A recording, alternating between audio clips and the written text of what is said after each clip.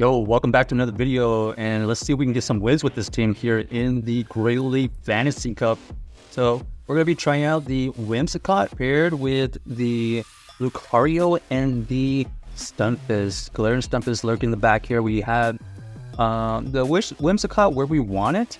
We do take the Acid Spray, so we're going to be able to survive and throw this Moonblast here. This Moonblast does get a shield from our opponent, so they don't want to see this in the back. Maybe, okay, they do end up having the Empoleon. Empoleon here chunking away at the Whimsicott, but we are going to be able to go into our Lucario, go for the farm down, and we do grab the farm down and have a ton of energy. Whatever they throw in here, we're going to be able to throw this move, so our opponent is going to be put to the pressure. They end up shielding that right there. And now we know that their Escavalier has a ton of energy. This Escavalier is... our opponent does end up switching out, and our opponent catches a Moonblast. So Moonblast here is going to chunk away at the Azumarill. However, we are going to be able to come back in here with our Stunfisk. The Stunfisk is able to show the correct Hydro Pump. We're going to go from this Earthquake here. The idea now is to farm down and come out with a move versus that Escavalier. So we're gonna have to survive a Hydro, I believe. Oh, no Hydro. They end up having the Ice Beam Hydro, and unfortunately for us, they are gonna be out of move. So this is gonna take out our Stunfisk, and then we're not gonna be able to win that game in the back. So GG to our opponent. I guess we should have, on hindsight, maybe waited a turn before throwing that Moonblast versus that Escavalier. So here we go again. We got the Azumarill versus the Whimsicott here. We're going to be able to get to this Grass Knot. Seed Bomb. The Seed Bomb does deal super effective damage. And our opponent here ends up throwing a early move indicating that they have the Ice Beam. We are able to survive that. And now we're going to be able to apply the pressure. Is this going to get a shield or is it going to get the KO? No KO, but our opponent is able to get to another move. So this Azumarill wins the 0 shields, and then we just want to farm with the Lucario. Our opponent here has the Dane in the back, and they end up having their own Lucario, so this is looking very tough here. We're going to go for this Rock Slide, and we do get the shield. Our opponent here is going to be able to throw a move. Do they have the Power Up Punch? Oh, wow. Ends up being the Power Up Punch Lucario. We were anticipating some kind of Thunder Punch, but we do grab 2 shields at least, and now we're going to have to win this with our own Lucario. This is going to be a Power-Up Punch, and we're looking for one more move to take it out, but we tank a ton of energy. We take a ton of health damage, though.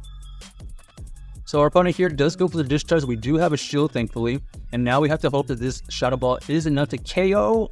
No, unfortunately not. And then we're looking for... Oh, GG's to our opponent.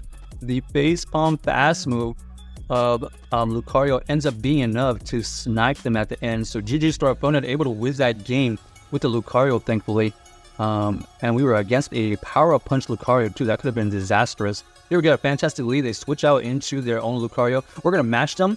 And you can see right here, it was pretty simultaneous. So we were able to do enough damage here to KO after the fast moves go through. We have to shield once, but we are able to maintain alignment at least. So we do see the Azumarill come back in here. The Azumarill here is got to tank the Thunder Punch. The Thunder Punch does roughly 20% right there.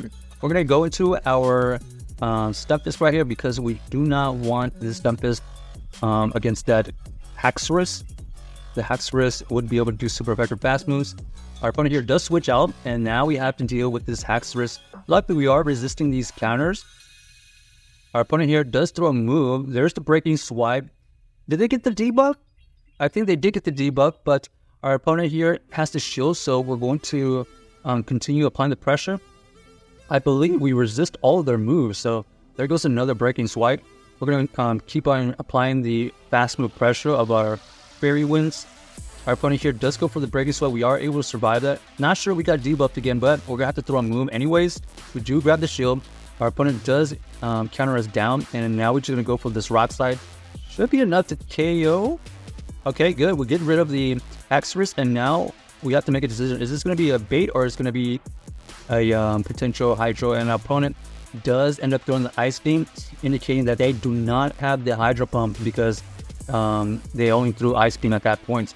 But also, they couldn't stack 2 moves, and we know that they were throwing pretty quickly, so they ended up not having the Hydro Pump. We were able to win that game thankfully, and GG's to our opponent. So this team here, pretty interesting with the Whimsicott and Galarian Stunfisk core, and this Lucario kind of just being a generalist. Here we have the awful matchup of Turtonator. That is a problem for this team. We're going to go into our Stunfisk immediately. We're going to shield here because they're probably just going to throw a fire move and dip out of there, and that's exactly what happens. We go for the Earthquake here versus this Azumarill. They end up tanking it, which makes sense. And now we're just going to make sure we throw another Earthquake here to chip away. And hopefully we're going to have it low enough for a farm down with something in the back.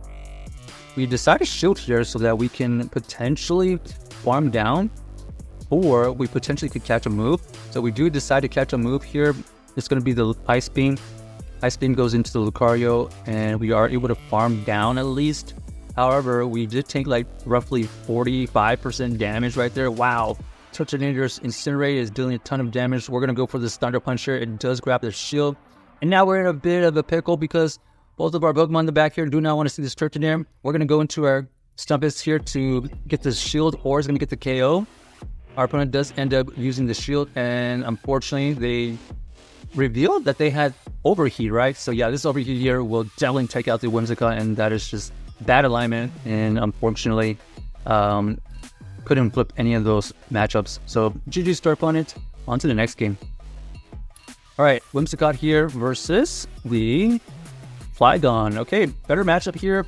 They do switch out into their Ferrothorn. We do have the Lucario for this situation. You can see just from our fast moves alone, Lucario already did roughly 20%, and here we're gonna go for the Shadow Ball here because we want to guarantee the KO. Not sure if that Thunder Punch would have been enough to take it out, so we're just gonna go for the Shadow Ball. And now our opponent here comes back in with the Flygon.